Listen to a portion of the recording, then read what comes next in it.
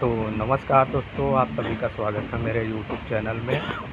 और जैसा कि आज है तारीख 29 जुलाई 2024 और आप सभी को पता होगा कि सावन का पावन महीना चल रहा है और आज है सावन का दूसरा सोमवार। और आज हम जाने वाले हैं काशी विश्वनाथ बनारस बाबा भोलेनाथ के दर्शन करने।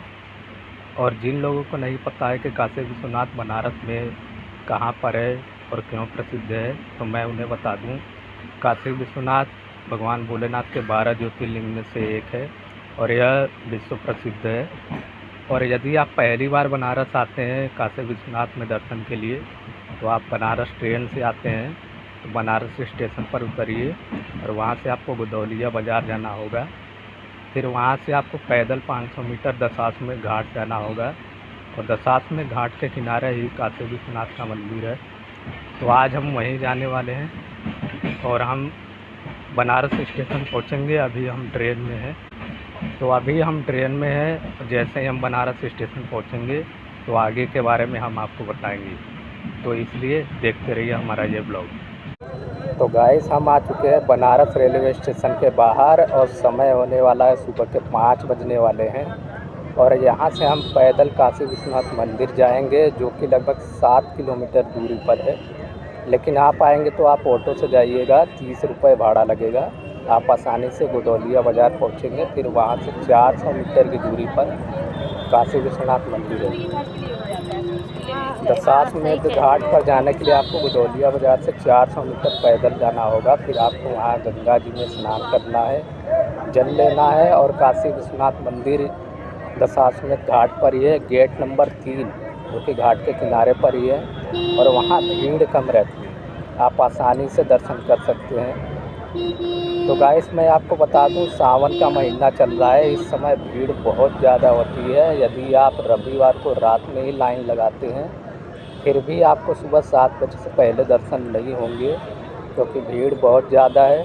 और काशी विश्वनाथ मंदिर रात को बंद रहता है, सुबह 4 बजे कपाट खुलता है। इसीलिए आप रात को लाइन ना लगाएं तो ज़्यादा बेहतर है। सुबह 4 बजे लाइन में लगे तो आपको आसानी से 6 बजे तक दर्शन हो जाएंगे। तो गाइस, मैं आपको बताता चलूँ कि बनारस रेलवे स्टेशन के बाहर जब भी आप आएंगे तो यहाँ पर लोग सुबह के वक्त योगा करने आते हैं। बहुत सारे लोग मॉर्निंग वॉक करने के लिए आते हैं।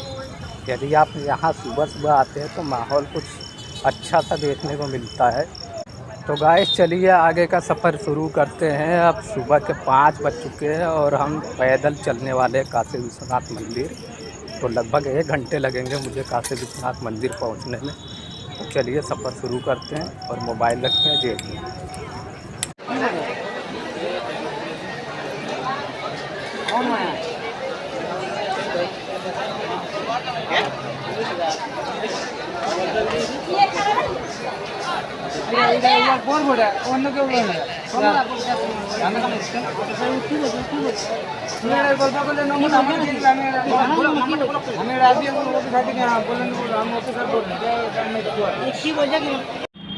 तो जैसा कि आपने वीडियो में देखा कि दशाश्वमेध घाट पर इतनी ज़्यादा भीड़ है कि बहुत ज़्यादा भीड़ है। मैं आपको बता नहीं सकता, बहुत ही ज़्यादा भीड़ है।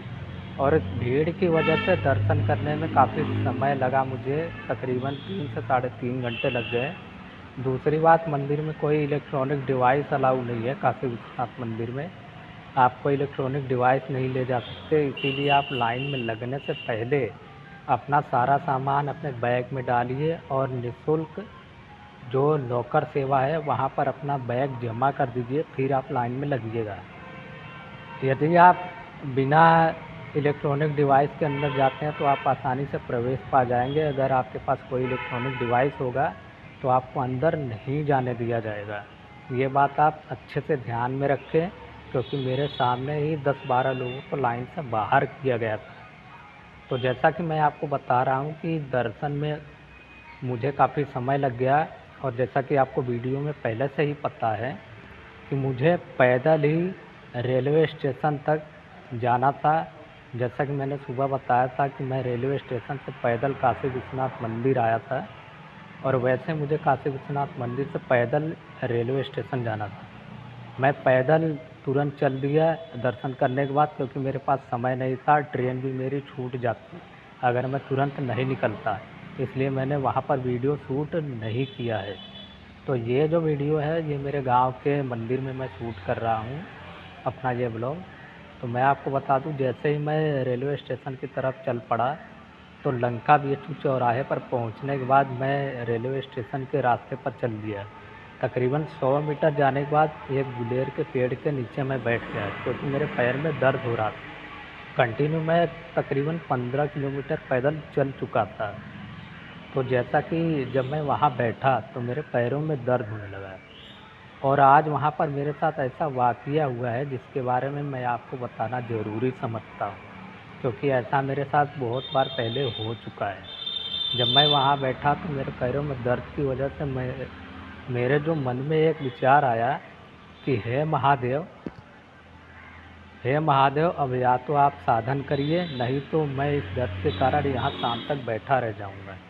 आप यकीन नहीं मानोगे, 5 बाइक वालों के जाने के बाद मेरे सामने एक ई रिक्शा वाला आकर रुका।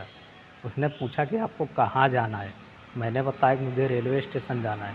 उसने मुझे अपने ऑटो में बिठाया और उसके बाद मुझे रेलवे स्टेशन तक छोड़ा उसने, जिसकी वजह से मैं आधे घंटे पहले रेलवे स्टेशन पर पहुंचा और अपनी ट्रेन पकड़ी और सीधा घर आया। घर आने के बाद मैं अपने गांव के मंदिर में आया हूँ, जहाँ मैंने भगवान भोलेनाथ के शिवलिंग पर जल चढ़ाया है और उसके बाद मैं ये वीडियो शूट कर रहा हूँ। तो जैसा कि मैं आपको बता रहा हूँ कि ये वाक़या मेरे साथ पहली बार नहीं हुआ है, ऐसा मेरे साथ कई बार हो चुका है।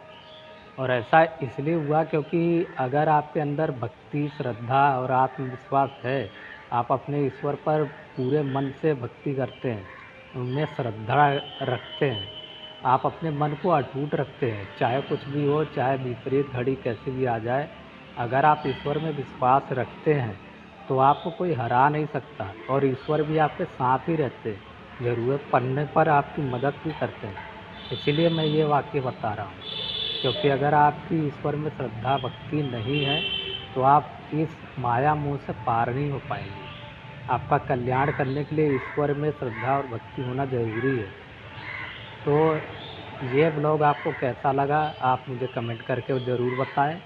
ब्लॉग को लाइक करिएगा और अपने दोस्तों के साथ शेयर भी करिएगा और मिलेंगे हम अगले ब्लॉग में। तब तक के लिए धन्यवाद।